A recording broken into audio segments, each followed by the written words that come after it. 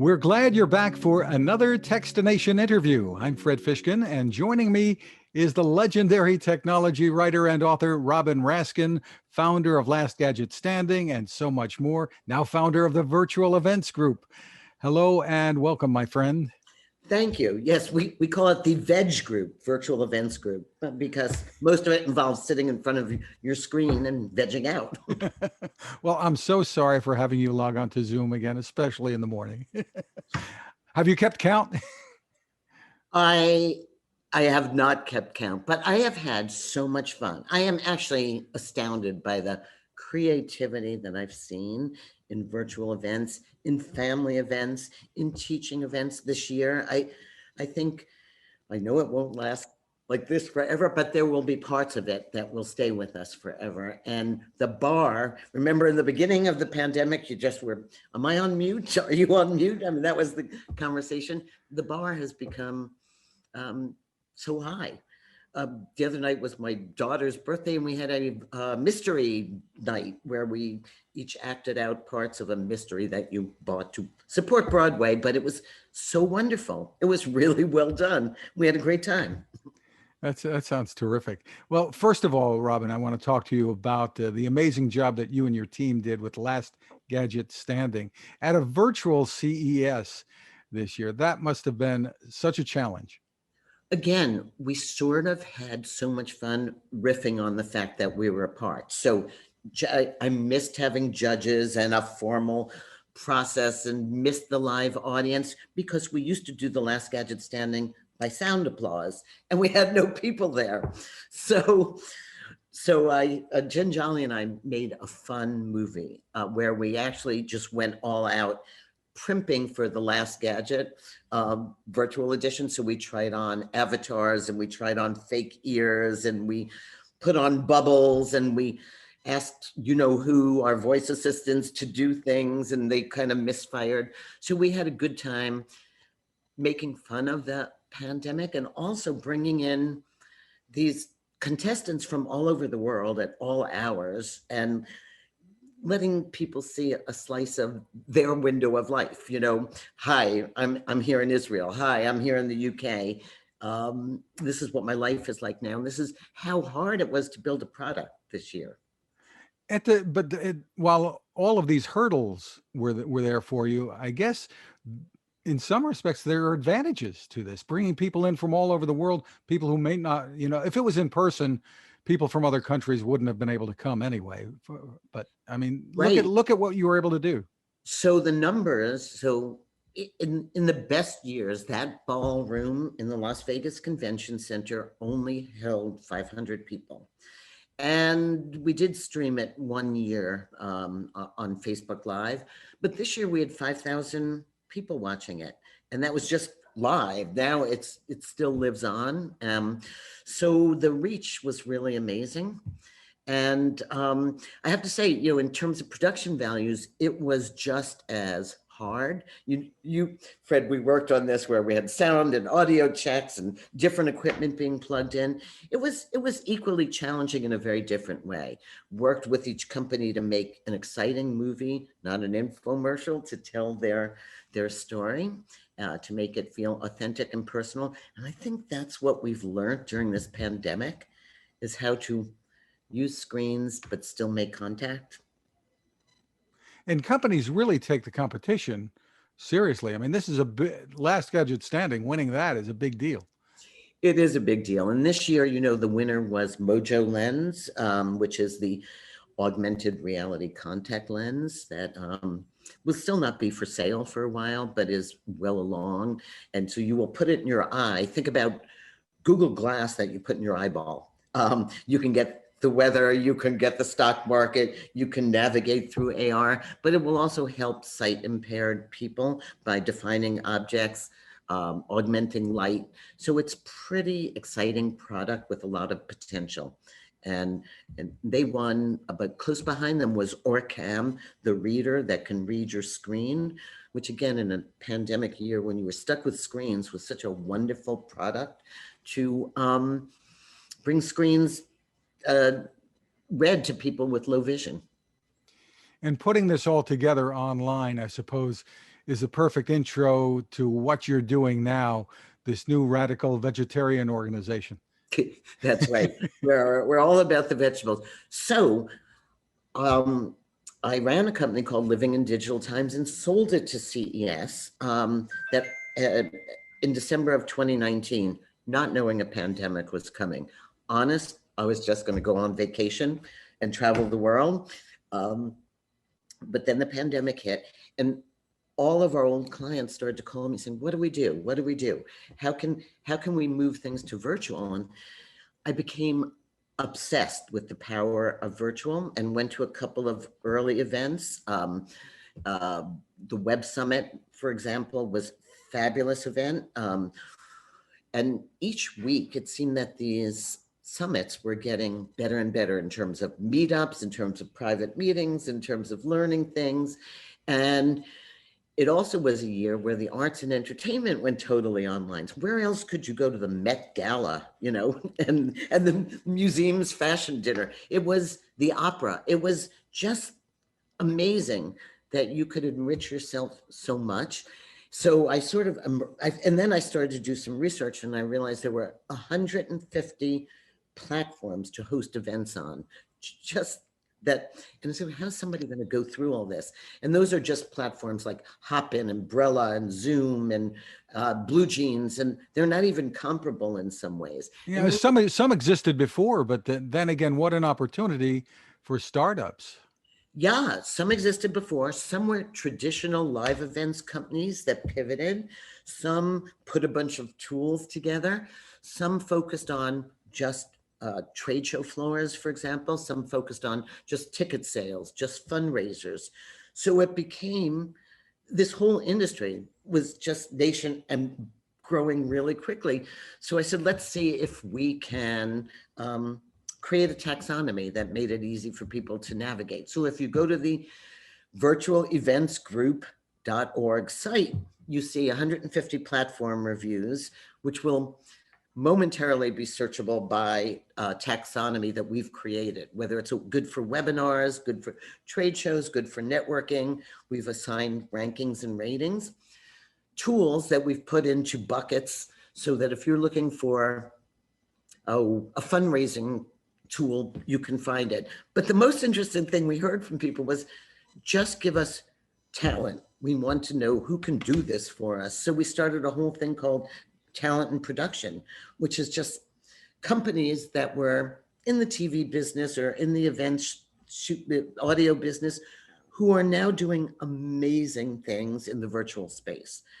And then we even have things like mixologists, magicians. It's gotten to be an ecosystem that is so vast. So we have all these assets on the website. We have a monthly VEG meetup where we invite speakers to talk about how they pivoted their lives and what will stick and what won't, because everybody is now deciding what's going to happen next year. When you go back in person, I don't think I have to tell you, travel budgets, corporate budgets have been cut. Let's just say if you were Amazon and you sent 100 people to CES in 2019, in 2022, I'm guessing it's going to be more like 10 to 20 people. So you're going to see events kind of right size and adopt virtual components as another revenue stream and another way for exhibitors to show off. So I think we have so many. You remember the days when you were a writer and then all of a sudden you had to be the audio person too, and then you had to file your story on video, and the mediums just kept growing. And I think that's what's happening with the events business. You will never have just a physical event again. There will always be a virtual component. Really? So you think this is going to be, I don't know if we can say permanent, but very long lasting, the impact? Yeah. So let's say you and me, let's say I went to 25 events before the pandemic. I will probably go to the 5 I really care about after this is over and do the others virtually, because the cost, my time, but I can learn so much by dropping into a financial event or an HR event or a 3D event. I can up my skills without the tremendous effort of travel. And I think that is going to really help people. And I think it's going to help online learning. You're going to get, we've seen a move to credentialed learning and badge learning. And I got to pick up, even event planners are going to reskill themselves now by taking virtual events courses. It's kind of extraordinary. There's a number of places that will credential you. Think about all the events planners that found themselves out of work. And there's some really heartwarming stories. I think Jim Louderback at VidCon. And Jim said to his staff, I can either lay you off or I can reskill you. And we moved from our physical event to doing an online event daily. And he did. And so he kept all his staff intact and moved and grew at the same time.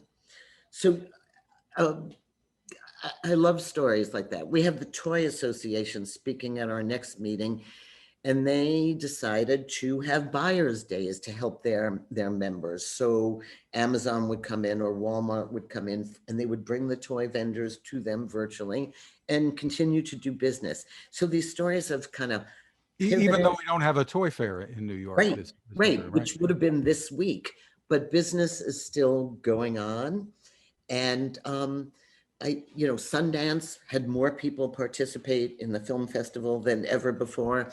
So I'm optimistic, and I think it is also somewhat egalitarian in that people who could never go to these closed things before can now enjoy them.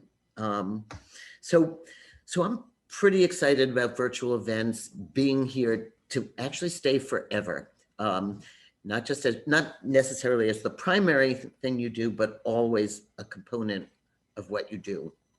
And you're seeing it.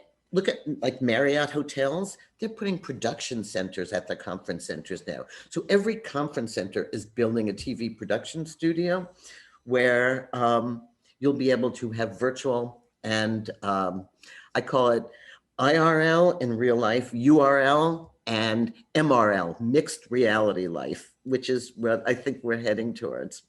Yeah, it's interesting to think where we would be if we didn't have this technology today when it comes to education, work, and even healthcare.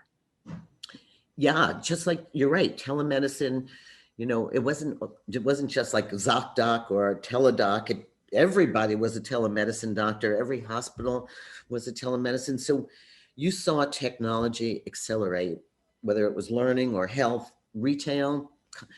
We talked about contactless shopping taking a while to happen. It's now happened. Very few, during the pandemic, people urged you not to use cash, urged you to use contactless shopping. And those habits are not going to change. What they say, it takes 30 days to change a habit. We've changed those. So. Really on a dime. I mean, schools, et cetera, had to change, as did many workplaces, like immediately. So what about the issues, Robin, of bandwidth and making sure that everybody, I mean, you're talking about, so many households, you need to have a little studio at home. Kids are going to school that way. Mom and dad are working that way. Yeah, it's one of the equal access issue is an inclusion. We now see it magnified, and we see how bad we were at it. And you watch schools. I saw families with like 3 and 4 kids at home with the one computer trying to keep their kids online. So I think this administration, I know they value the importance of high-speed bandwidth all over the country. And I think that the carriers have stepped up their efforts, the Verizons, the AT&Ts, to kind of help get every area the access they need. 5G is getting to more and more places. You're seeing Chromebook type tablets for $50 now. And so I'm really encouraged that this has become a priority for everybody. And everybody has the will to make it happen. We're caught by surprise, kind of like with our pants down, like, whoa, what's going on? And now we recognize, in the same way we recognize, I think every kid is going to be so thankful to be back in school, and you know, like they recognize what we had, and we're going to again figure out how to mix those realities. There are going to things you're going to do offline now forever, you know, and things you're going to do online, and classes will come together and go apart, and it will blend. And you know, these kids, if you've watched them during the pandemic, where did they hang out? Roblox, Fortnite, the metaverse, you know, having events. They actually went to school in communities like Discord, playing games and chatting. So their line between real and online, it's just not going to matter as much. Right. The kids certainly adapt to everything. I mean, they were there to a great extent already living their lives on their devices and online. So congratulations once again on another successful pivot for you. It's No, I hope so. whatever's next, it seems like Robin's there. You know, I hope so. You know, but the thread that goes through it is, I think, a belief that innovation is good for us, that everybody should be the recipient of it, and that if we all work together at it, it's so much easier than figuring it out by yourself. So let's hope so. Thanks for having me, Fred. The site once again, Robin, for people to go for more info? virtualeventsgroup.org. Love to have you there. Comment. You can put my email up, robin@robinraskin.com. Anybody who has a question, wants to join in the fun. And I hope to see you at our next VEG meeting. I've signed up. Robin Raskin, thank you so much for taking the time with us. Always good to see you, whatever screen it's on. Bye. Now this. It takes a lot of listening to build a better radio, and that's just what the folks at C. Crane have done. Bob Crane and his crew, nestled among the rivers and tallest trees in the world in Fortuna, California, have made a habit of listening to their customers. And that's just what they've done in building the CC Skywave SSB, the Swiss Army knife of portable radios. For everyday listening to AM or FM in the yard or patio or on the nightstand, without having to drain a mobile phone battery, it's a great companion. But it is also a companion equipped for NOAA weather information and alerts that can be life-saving. You can listen to FEMA and Coast Guard transmissions too. Beyond all of that, you can tune into shortwave signals from around the world. It's compact, easy to take with you, and built to last. The CC Skywave SSB. Click on the link at Techstination.com.